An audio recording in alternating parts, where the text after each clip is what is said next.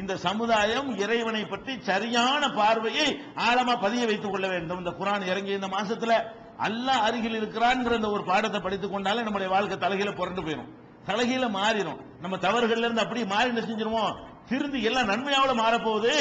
அவசர அவசரமா நீங்க என்ன செய்ய கூடாது, இன்னொரு 10 வருஷத்துக்கு தீமையை செஞ்சுட்டு சாவும் போது செய்யலாம் நினைக்க கூடாது. ராத்திரிக்கே சாவு வந்துடும். நீங்க என்ன நினைக்கணும், நீங்க சில ஆள் கணக்கு பண்றாங்க, அல்லாஹ் தீமையெல்லாம் நன்மையாக்குறேங்கிறான், இன்னும் கொஞ்சம் நல்லா தீமையை செஞ்சு விட்டு நிறைய தீமையை கணக்கு ஏத்திக்கிட்டு சாவும் போது என்ன செய்வோம், யா அல்லாஹ் தெரிஞ்சுக்கிறேன், ஓகே அப்படி இருந்தால் அல்லாஹ் தெரிஞ்சுக்கிறது தான் செய்வான். அதுக்கு எங்க கேரண்டி உனக்கு என்ன இருக்கு? இன்னைக்கு போயிட்டீங்கன்னா இன்னைக்கே போயிடலாம்லப்பா, ராத்திரி படுத்து எதிர்க்காம போயிடலாம்ல. அப்ப நம்ம என்ன செய்யணும், இதுதான் டைம் இப்ப முடிவு பண்ணிடணும். நம்ம கடைசியில கேட்டாலும் அல்லாஹ் தருவான சந்தேகம் இல்ல. ஆனால் அது கடைசி எதுன்னு உனக்கு எப்படி தெரியும்? ஏன் கடைசி எது, உன் கடைசி எது யாருக்கும் தெரியாது. இதுதான் கடைசி. நம்ம இப்ப இருக்கிறோமே இதுதான் அனைவருக்கும் கடைசி நினைச்சுக்கிறேன். இன்னையோட நம்ம லைஃப் முடிய போகுது நினைத்துக் கொண்டீர்களே, ஆனால் நம்ம வாழ்க்கை தடம் புரண்டுமா இல்லையா, மாறிடுமா இல்லையா? அதனால தீமை செஞ்சவங்களா இருந்தாலும் நன்மை செஞ்சவங்களா இருந்தாலும் தங்களை மாற்றிக் கொள்வதற்கு இந்த புனித ரமலான் என்ன செய்யணும், பயன்படுத்திக் கொள்ள வேண்டும். இது ஒரு பக்கமாச்சா. அப்புறம் பாரு, கருணையை புரிய வைக்கிறதுக்காக வேண்டி மறுமையில நம்ம செய்யற தப்புகளை எல்லாம் அல்லாஹ் தண்டிப்பான் கேட்பாங்கிறதுக்கு தானே நம்ம பயப்படுறோம்.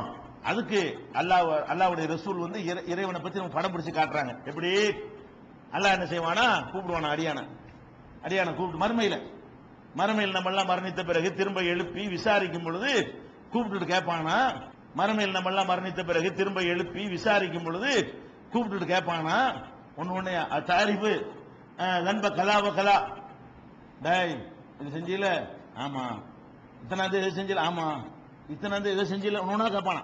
அல்ல என்ன செய்வான், ஒருத்தர கூப்பிட்டு நம்ம செஞ்ச லிஸ்ட் அவன்கிட்ட இருக்குமே, லிஸ்ட் இல்லாட்டும் நமக்கு தெரியுமே, லிஸ்ட் வச்சுக்கிறாட்டு, லிஸ்ட் நமக்காக தான் லிஸ்ட், அவனுக்கு லிஸ்ட் தேவையில்லை, அவனே ஆல்ரெடி தெரிஞ்சு வச்சிருக்கிறான். இருந்தாலும் என்ன செய்வான், உன்னையா சொல்லி நம்ம செஞ்ச தப்பையெல்லாம் சொல்லி சொல்லி தாரிஃபு தன்பக்கதா இது தெரியுமா, அது செஞ்சியா இது செஞ்சியா இத்தனாவது செஞ்சியா, அவன் அடிச்சியா, அவனை பேசினியா, அவனை ஓச்சியா, எப்படி வச்சியா, எப்படி என்னன்னே என்ன செய்வான், இல்ல கேட்பான். கூலு அம் ஐரப், இறைவா ஆமா அவ்வளவு செய்யத்தான் செஞ்சேன் அப்படின்னு சொல்லுவானா. அப்ப எல்லாம் சொன்னவன் என்ன செய்வான், அவன் நினைச்சுக்கிடுவானா, முடிஞ்சிருச்சு அன்னஹு ஹலக். இப்படி போட்டு விசாரிக்கிறான், ஒண்ணுமே தெரியாது நினைச்சா எல்லாத்தையும் போட்டு ஒவ்வொரு செகண்டா வருது, ஒவ்வொரு 10 நிமிஷத்துக்குள்ள விஷயம்லாம் எல்லாம் கேட்கிறானே, நம்ம கதை முடிஞ்சிச்சு, நமக்கு நரகம் தான் அப்படின்னு அவன் முடிவு செய்யும் பொழுது அல்லாஹ் கூப்பிடுவானா, டேய் சதர்துஹா அலைக ஃபித் துன்யா, இதெல்லாம் நீ செஞ்ச, ஆனா உலக மக்கள் யாருக்குமே அதை அம்பலப்படுத்தாம நான் மறைச்சிட்டேன், உனக்கு எனக்கு தான் தெரியும், உலகத்தில் நீ செஞ்சிய சில தப்புகள் தானே எல்லாருக்கும் தெரியும், நம்ம செஞ்ச தப்புகள் எல்லா தப்புகளும் மக்களுக்கு தெரியுமா, தெரியாது. எந்த மனுஷனுடைய தப்புகளா இருந்தாலும் ஏதோ 1 2 1000ல் 2ல தான் மாட்டான், 998ல மாட்ட மாட்டேங்கிறான், நல்லவன் மாதிரியே இருந்துட்டு இருப்பான், ஆனா உள்ளுக்குள்ள அவ்வளவு தப்புகள் செஞ்சிட்டு இருப்பான். அப்ப அல்லாஹ் என்ன நினைக்கிறான், அடே இந்த தப்புகள் எல்லாம் உனக்கு தெரியும் எனக்கு தெரியும், ஃபர்ஸ்ட் எனக்கு தெரியும், செகண்ட் உனக்கு தெரியும், வேற யாருக்காவது தெரியுமா, தெரியாது. அப்ப நான் என்ன செஞ்சிட்டேன், சதர்துஹா அலைக ஃபித் துன்யா, உலகத்துல வாழும் போது நான் அதை மறைச்சிட்டேன்.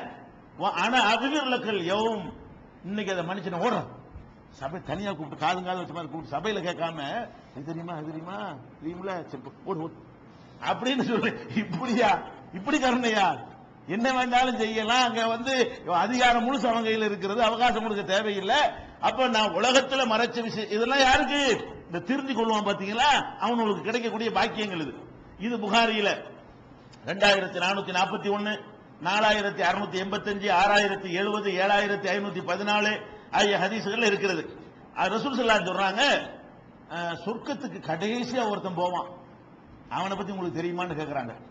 அதாவது கியாமத் நாள், நியாய தீர்ப்பு நாள்ல சொர்க்கவாசின்னு தீர்ப்பளிக்கப்பட்டவங்க சொர்க்கத்துக்கு போயிருவாங்க, நரகவாசின்னு தீர்ப்பளிக்கப்பட்டவங்க எல்லாம் நரகத்துக்கு போயிருவாங்க.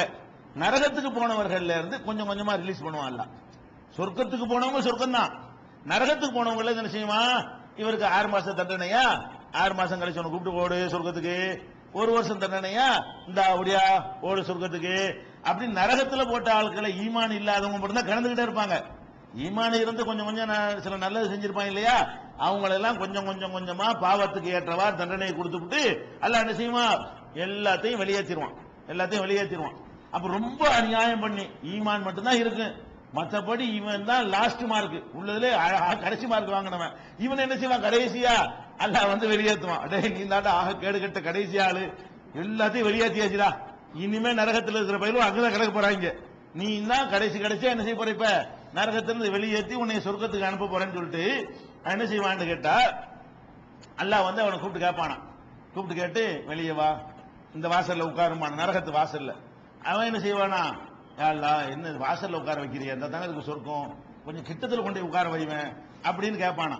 அல்லாஹ் என்ன செய்வானா, டேய் உன்னை கிட்ட வைக்குவேன், அதோட நிறுத்திக்கிறணும், அதுக்கு மேல வேற எதுவும் கேட்க கூடாது அப்படின்னு என்ன செய்வான். சரி அதெல்லாம் நான் மீற மாட்டேன், வாசல்ல கொண்டே வச்சிருவான்.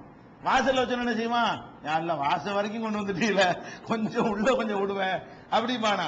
அல்ல என்ன செய்வான், டேய் உள்ள விட்டுருவேன், மறுபடியும் அதை தாண்டி போக கூடாது, உள்ள மட்டும் போய்க்க, உள்ள உட்காந்து பார்த்துட்டு இருக்கணும், அனுபவிக்கலாம், அவனுக்கு பர்மிஷன் கிடையாதுமான. அல்ல இல்ல நான் மீற மாட்டேன் அப்படின்னு என்ன செய்வான், உள்ளே மீறுவான். அப்ப என்ன செய்வான், உள்ளேயும் பார்த்துட்டு ஒண்ணு தொட வேணாங்கிறியல்ல அப்படிமானா. இதை சொன்ன உடனே ரசூல் ஸல்லல்லாஹு அலைஹி வஸல்லம் சொல்றாங்க, ஹத்தா யல்ஹகல்லாஹு தபாரக வ தஆலா, இவன் சொன்ன உடனே அல்லாஹ்வே சிரிச்சிருவானா. இவன் என்ன சொன்னா, இந்த பக்கம் திருப்பி வச்சா போதும்னா, வாசல் வரைக்கும் விட்டா போதும்னா, உள்ள விட்டா போதும்னா, மீறவே மாட்டேன்னா. அதுக்கப்புறம் என்ன செய்யறான், என்ன அல்ல எனக்கு உலகம் கிட்ட உண்ணாவுக்கு சாப்பிட வேணாங்கிறிய, அதையும் கொடுத்துருவேன், எனக்கு சொர்க்கத்துக்குள்ள ஒரு இது அப்பாயின்மெண்ட் போட்டு விட்டுரு, லிஸ்ட்ல சேர்த்துன்னு கேட்பானா. உடனே அல்லாவே சிரிச்சு என்ன செய்வானா, சரிண்ணா போட, உனக்கு என்னடா வேணும், வேணுங்கிறதெல்லாம் சொல்லிட்டான்னு கேட்பானா. அனுப்பணும்னு முடிவு பண்ணிட்டான்னு வைங்களேன், அப்புறம் இஷ்டம் தான், நீ வேணுங்கிறதெல்லாம் ஆசைப்பட்டதெல்லாம் சொல்லுன்ற உடனே ஆசைப்பட்டதெல்லாம் அள்ளி கொடுப்பான் அல்லாஹ். எப்படி கருணை பாத்தீங்களா. அப்ப அல்லாஹ் வந்து நம்ம கருணையில அவனை மிஞ்ச முடியவே முடியாது. இது முஸ்லீம்ல 267வது ஹதீஸாக இருக்கிறது. அல்லாஹ் என்ன செய்வான், அந்த கியாமத் நாள்ல ஒருத்தனை கொண்டு வந்தவன மலக்குகளை கூப்பிட்டு அவங்க கிட்ட போய் அவன் செஞ்ச சின்ன சின்ன பாவங்கள் இருக்குல்ல, அதை தனியா பிரிங்கன்றவன். அல்லாஹ் மனுஷன் பெரிய பாவம் செஞ்சிருப்பான், மைனர் மிஸ்டேக் இருக்கும்ல, மைனர் மிஸ்டேக்கையும் மேஜர் மிஸ்டேக்கையும் எல்லாம் தனித்தனியா என்ன செய்வான், அப்படி பிரிச்சு அவன்கிட்ட போய் இந்த பெருசெல்லாம் விட்டு போடுங்க, சின்ன சின்ன சேட்டை பண்ணிருப்பான்ல அதையா எடுத்துட்டு போய் அவன்கிட்ட என்ன செய்யுங்க, இதை செஞ்சான்னு கேளுங்க. அவன் மலக்க விட்டு விசாரிக்க சொல்லுவானா. மலக்க எல்லாம் போய் என்ன செய்வாங்க, இதை செஞ்சியா, கோல் சொன்னியா, அது சிரிச்சியா, கேலி பண்ணியா, சும்மா அற்பமானது இருக்குல்ல, இந்த மாதிரி சொன்ன ஒண்ணுமில்லாது இது இல்லாம கேட்பான்னு நினைச்ச விஷயங்களையா கேட்பானா. அப்ப என்ன செய்வானா, தேதி எல்லாம் போட்டு இத்தனாவது செஞ்சியா, இத்தனாவது கிண்டல் பண்ணியா, இத்தனாவது கோல் சொன்னியா அப்படின்னு என்ன செய்வான். என்னோட சின்னதை இந்த போடு போட்டா அப்புறம் அந்த லிஸ்ட் எடுத்தா என்ன ஆகுறது, சின்ன லிஸ்ட் இப்படி தேதி வாரியா கேட்கறாங்களா மலக்குகள்னா, பெரிய லிஸ்ட் எடுத்தா நமக்கு எது என்ன ஆகும்னு என்ன செய்வான், அரண்டு போய்கிட்டு அவன் பதில் சொல்லுவானா. சொன்ன உடனே அப்ப அவன் பயப்படணும் என்ன செய்வானா, ரசூல் ஸல்லல்லாஹு அலைஹி சொல்றாங்க, அல்லாஹ் கூப்பிட்டு சொல்லுவானா, டேய் சின்னது சொன்னல பெருசை வந்து மன்னிச்சிட ஓட்டு, சின்னதான் கேட்டாச்சு, பெருசெல்லாம் நினைச்சாச்சு மன்னிச்சாச்சு, உனக்கு ஒவ்வொரு தப்புக்கும் ஒரு நன்மையான பதிவு செஞ்சுட்டான் ஓர சொல்றதுக்குன்னு சொல்லிட்டு என்ன செய்வான், தப்பையெல்லாம் சொல்லி காட்டி கதை முடிஞ்சு போச்சுன்னு நினைக்கும் பொழுது அல்லாஹ் என்ன செய்யறான், இதெல்லாம் யாருக்கு தப்பை நன்மையாக மாத்துவேன் அல்லாஹ் சொன்னான், அவனுக்கு அவளையும் எல்லாம் விசாரிப்பான், தண்ணி அடிச்சாலாம் விசாரிப்பான். எப்படி விசாரிப்பான், தண்ணி அடிச்சு ஆமா அதெல்லாமா திருந்துட்டானே, திருந்துட்டில அதுக்காக வேண்டி அதெல்லாம் நன்மை ஓடு அப்படின்னு அல்லாஹ் என்ன செய்வான், யாருக்கு இந்த மாதிரி மாத்துவேங்கிறத இந்த ஹதீஸ் இதை சொல்லும் போது ரசூல் ஸல்லல்லாஹு அலைஹி வஸல்லம் அவர்கள் என்ன செய்யறாங்க, சிரிக்கிறாங்க. இது அவங்களுக்கு சிரிப்பு சந்தோஷமா இருக்கிறது.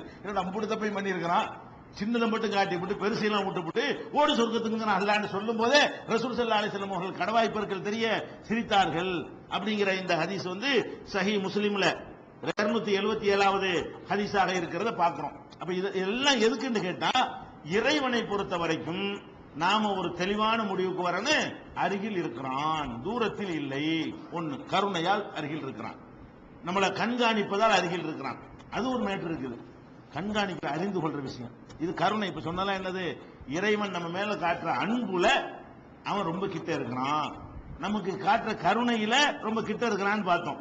அதே மாதிரி நம்ம சில காரியங்களை செய்கிறோம், பாவம் இதெல்லாம் நன்மை செய்வதற்கு தூண்டுற விஷயங்கள். இது கருணையில கிட்ட இருக்காங்கிறது, கண்காணிப்பதிலையும் கிட்ட இருக்காங்கிறது, நம்ம தீமை செயலிருந்து பயப்படுற விஷயங்கள் நிறைய. இது ஒரு பக்கம் மனசு தப்பு செய்யறான், என்ன செய்யறான், இறைவனை பத்தி எந்த ஒரு பயமுமே இருக்க மாட்டேங்குது, தூரத்தில் இருக்கான்னு நினைச்சதுனால புரோக்கரை வச்சு அணுகுறவன என்னவாயிடுதுன்னா கேட்க மாட்டேங்கிறான். இன்னொரு பக்கம் என்னன்னு கேட்டா, இறைவன் பேர்லயே கிண்டல் பண்றாங்க, இறைவனை கிண்டல் பண்ணியே பாட்டு எழுதுறாங்க. கடவுளுக்கு முன்னாடி நிக்கிறேன்னு சொல்லிக்கிட்டு என்ன செய்யறான், கடவுளை கேலி பண்றான், கடவுளை கிண்டல் பண்றான், லந்து பண்றான். இது மாதிரியான கூத்துகள் எல்லாம் என்ன செய்து நடக்கிறத பாக்குறோம். அப்ப இவன் என்ன நினைக்கிறான், நம்ம என்ன செஞ்சாலும் கடவுளுக்கு தெரியாது அவன் நினைக்கிறான். நம்ம அணுக முடியாதுன்னு நினைக்கும் பொழுது இறைவனுடைய கருணையை குறைச்சு மதிப்பிடுறான். இறைவனுக்கு தெரியாதுன்னு நினைக்கும் பொழுது நம்ம தைரியமா தப்பு செய்யலாம், நம்ம இந்த தண்ணி அடிச்சா என்ன இறைவனுக்கு தெரியவா போகுது? அவன் இறைவன் வழிபாட்டு தலத்தில் மட்டும்தானே இறைவன் இருக்கிறான், வெளியிலாம இருக்கிறான். அங்க போய் நம்ம ஒழுங்கா இருந்துக்கிற வேண்டியதான். கடவுளை வணங்குறோமா இல்லையா? வணங்கும் போது மட்டும் கொஞ்சம் ஒரு மாதிரியா கண்ண பொத்திக்கிட்டு ஒரு மாதிரியா ஒரு அச்சத்தோட இருந்துட்டா போதும். வெளியே வந்து என்ன செய்யலாம், என்ன வேண்டாலும் பண்ணலாம் அப்படிங்கிற மாதிரி மனிதன் நினைக்கும் பொழுது நிறைய தவறுகள் செய்ய ஆரம்பிக்கிறான். கடவுள் அச்சம் இல்லாம கடவுள் நம்பிக்கை இருக்குங்கிறான், ஒரு பக்கம் திருடுறான்.